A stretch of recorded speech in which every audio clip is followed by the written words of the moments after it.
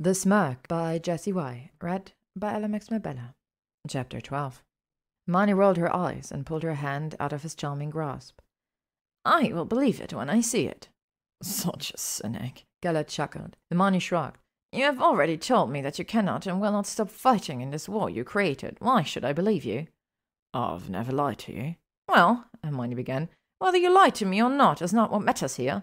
I have things to do if you don't mind. Hermione gestured to the door, dismissing him. A hurt look briefly passed over his face. She had never just dismissed him out of hand before. You want me to leave for what? For him? Gesturing to Prince from the other room. Let me ask you this then, Gellert, Hermione sighed. Will you turn yourself in, stop all war activities, and accept and serve your sentence without escaping? I don't know, he said quietly. Then there is nothing more to talk about, is there? Are you ready to go, Miss Slytherin? Magnus Prince asked from the doorway to the sitting room. His dark, hungry eyes were focused on her every move, her every word. Sure, Hermione said. She swallowed hard, trying to tamp down her rising hope that Gellert really was thinking things over, really was debating whether or not to give it all up. There was nothing to do now but continue on with her life, despite the vows shaving against her rebellion. She swept past Gellert on the stairs, and it nearly killed her.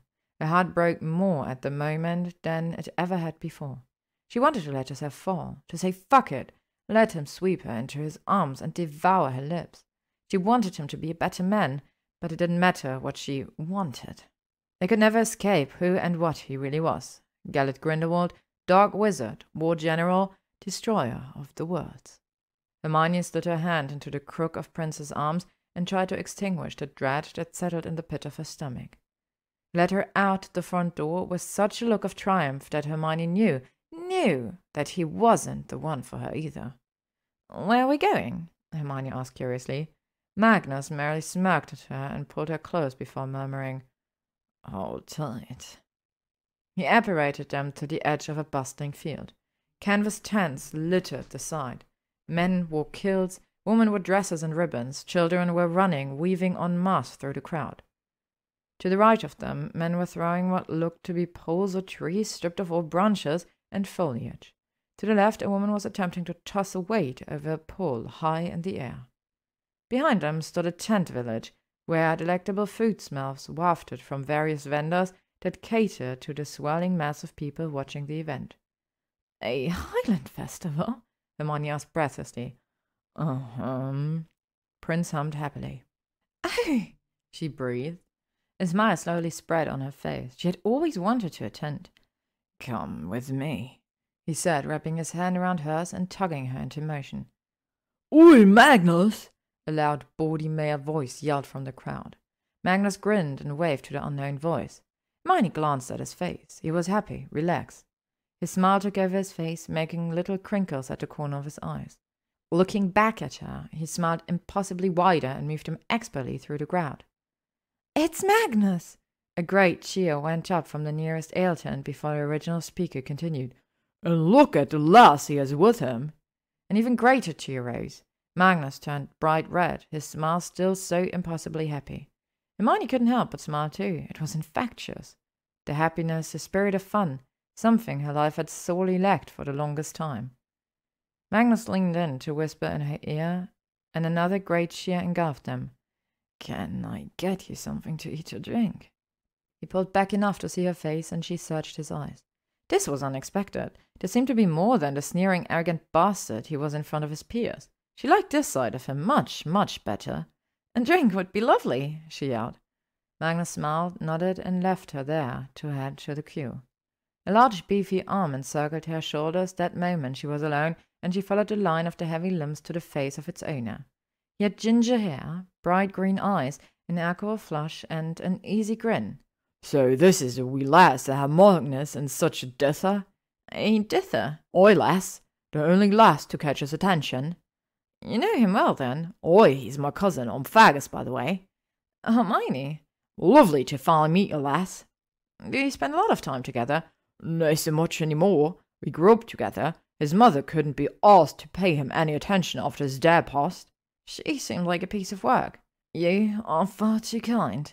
Prince said acerbically from behind them, and both Hermione and Fergus turned around.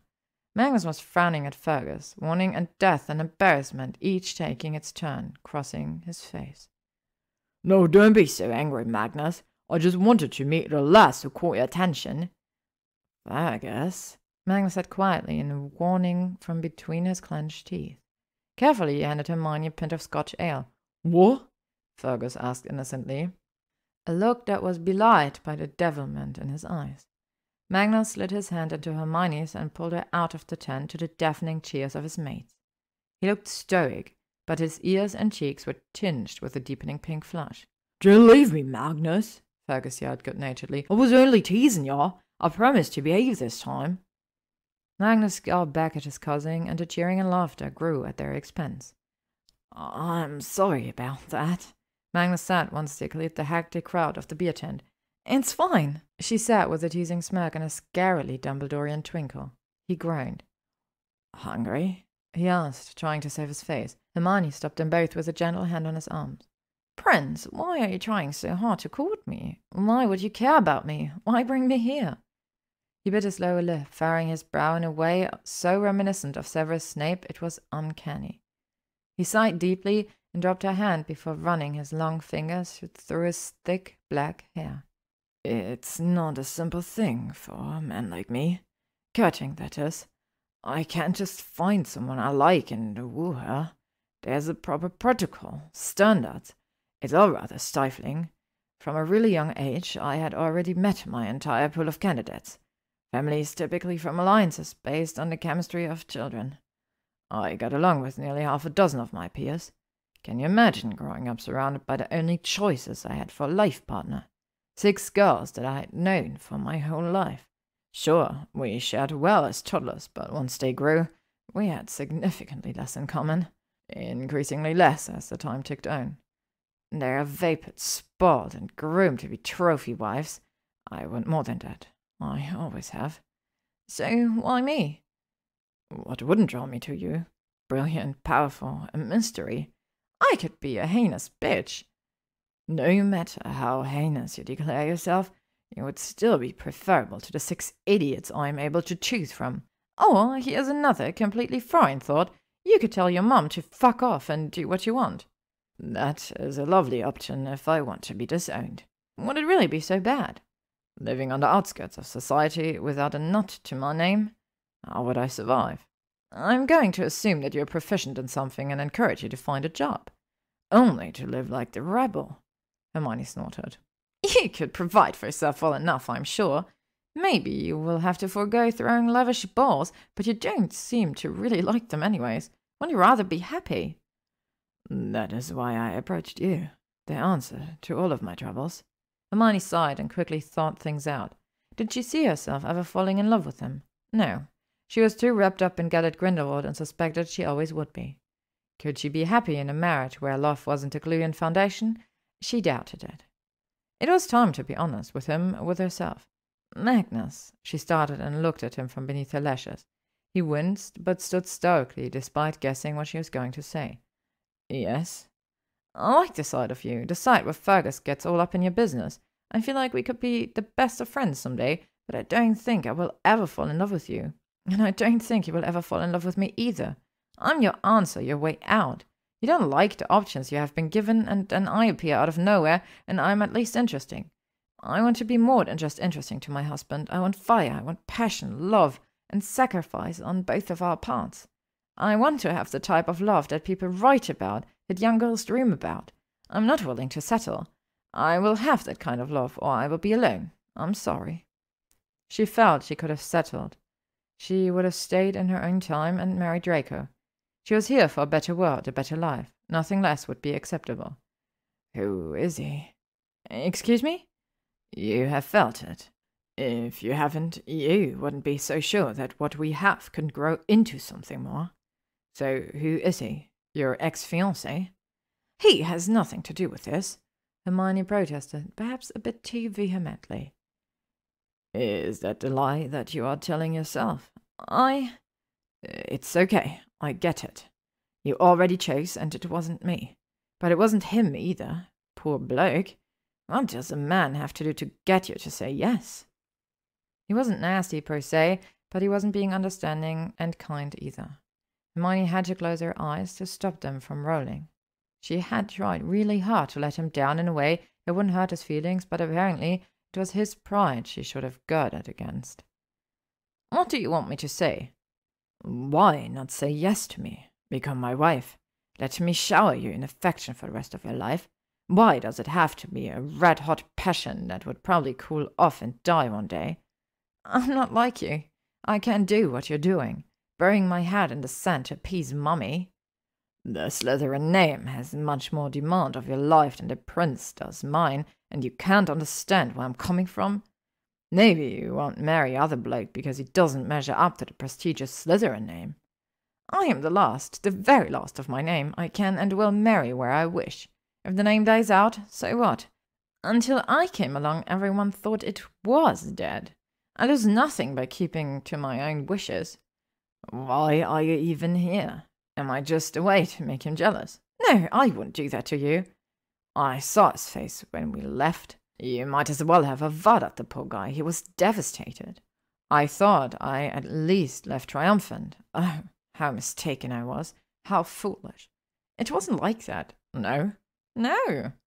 Well, there's no use in prolonging this agony. Let me take you home. You know where to find me when you come to your senses. Hermione was fuming, her nostrils flaring like a raging bull. No need, she ground out, and disapparated, leaving him all alone in the middle of a Highland festival that neither of them got to enjoy. Hermione appeared on the west side of the garden and trudged in the cold into the house. She was depressed, despondent, tired. Oh, so tired. She hadn't meant to hurt Prince. Looking back, she couldn't believe how stupid she was to go anywhere with him. She knew she really wasn't that interested. She knew it couldn't have ended well. Why did she go? Why? What happened?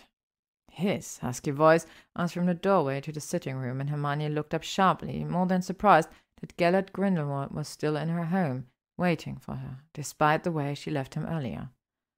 I have to admit, I thought your date would last a lot longer than this. Why are you still here, Gellert? She asked, not bothering to put up a front. His lips curled at the corners, his eyes glowed softly, tenderly. I know guys like him. I wanted to make sure you got home safely. You are not my father. No, that's true, Gellert said as he uncrossed his arms and pushed off from the door jamb and began walking across the hall to where she was still standing. I can't just turn off my feelings for you. And I've tried, believe me, I have tried. Nothing has changed. Last night, after the ball, I met with Dumbledore. Bully for you. He ignored her sarcasm. It was a huge deal. It was the first time we had been in the same room together since Ariana. Hermione's eyes lifted him at his. We discussed terms. Terms? She said stupidly.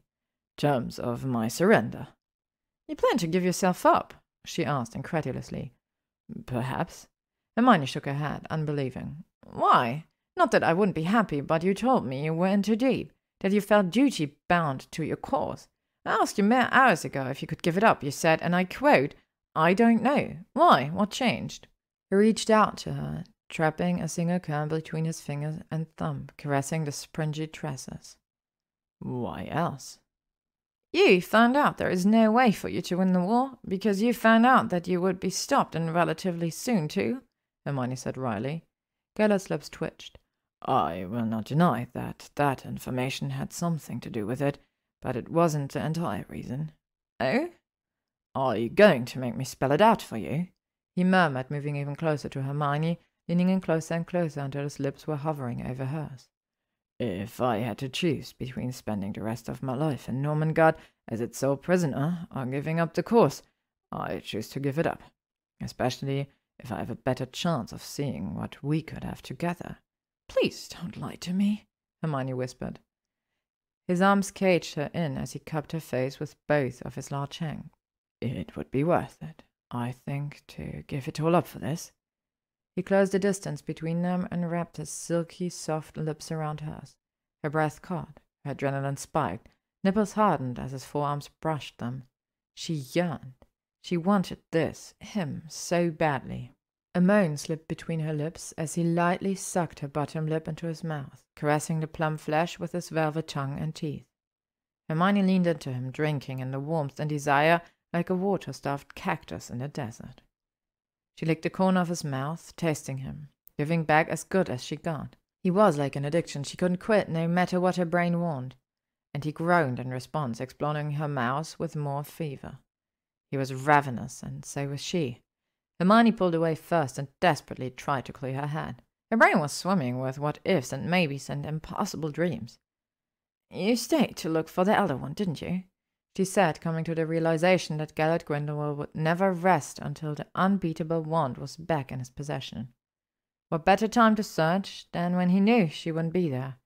She wondered what happened to Merope. Surely she had more sense than to let this madman have a run at the house without supervision. "Fuck, Hermione, you know how to kill a moment," he whispered vehemently. She raised her eyebrows and gave him a look. Gellert ran his hand through his hair and turned his face away, looking so much like a child who had just gotten caught by his mom while stealing cookies from the kitchen right before dinner. "Poor Grindelwald. It must be hard to come to terms that I am more than just an equal. You can't just do whatever you want." He chuckled and turned back around, cupping her jaw in his right hand. "Maybe this is why I like you so much. You do whatever the hell you want, despite what I say, or out of spite, maybe. Everyone else can be cowed or controlled. The ministries of magic around the world are so predictable. It's not even fun to break out of their prisons anymore." "Yes, I can see how getting caught and breaking out of secure prisons would become a bore." "Where is it?" "Merlin himself would have to rise from the dead before I give that wand back to you." "Then you are forcing my hand." "Oh? Shall I hunt for it?" "You could try." "You believe so much in your capabilities." "Let's call this one a team effort, but I'm the only one who remembers." Hermione smiled. It had been a stroke of brilliance to use the very cave that Lord Voldemort used to hide and protect Locket Horcrux. Well, minus the Inferi and everything else, naturally none of the magic Tom cast would be there now. She had bastardized some of the intricate wards and charms that the trio used while on the run from Voldemort, combined with some impressive things she learned from the Black family library before it was purged. Spells she never thought she would use. Never thought she would willingly cross that line into borderline dark magic. Killing Horcruxes didn't count. That was necessary. Dumbledore also unknowingly contributed, as did Professor Snape. Even Tom Riddle was an inspiration to some extent. Hermione was quite secure, believing that Gellert would never find the Elder Wand and blueprints. Not that he was interested in Letter anymore, not with those better and power-fueling Nomenguard blueprints he referenced at the Prince Ball. Gellert threw back his head and laughed. "It's not that I don't remember, but they haven't done their part yet, is it? You must drive Albus up the fucking wall." "One of my many talents." "Oh, love, I swear it will be so good between us." His hand slid off of her face, his thumb taking a slow and tender detour to run across her kiss-roughened lips. "Yeah," she agreed, and the shock on his face was comical. "I can see it, the two of us, the magic, the quest for knowledge, the intense desire. I've had dreams where you were here, with me sharing my life in bed. It has ruined me, I think." Hermione moved in close, lifting her face to his, inches away from his body. "If you ever truly mean to give yourself up to a tribunal and serve your time." She left the unspoken offer hanging in the charged air between them. "I didn't search for it, you know. I was here with your sister the entire time. I even felt a baby move." "You didn't!" She didn't believe him, not for a moment, although he did seem very sincere. "No." "So, when are you going to turn yourself in?" "Marry me." "Excuse me?" "Agree to marry me, wear my ring, wait for me, and I will go today. Right now." "Don't be ridiculous," Hermione said angrily. She was more than just angry, she was furious. How dare he use this against her? How dare he? How Albus and Gellert weren't better friends, she would never understand. 2 peas in a pod. "Say yes, and I will go." "Do you really mean that?" "I do." "If I said yes, you would leave here and turn yourself in?" "Well, I would have to go back to Nomenguard, dismantle camp, make sure Ingrid and Leon are provided for." "Once you're done dismantling your organization, getting your affairs in order, and ready to turn yourself over to the authorities, then I will say yes. But only if I'm not already otherwise committed to someone else." "Prince was that compelling, eh?" Gellert smiled. I'm not going to tie myself to a man for maybe. All right, Gellert said, smiling wildly, and a new exuberance flowing out of him. He began walking backwards towards the front of the door, never taking his eyes off Hermione for even a moment. I will hold you to it.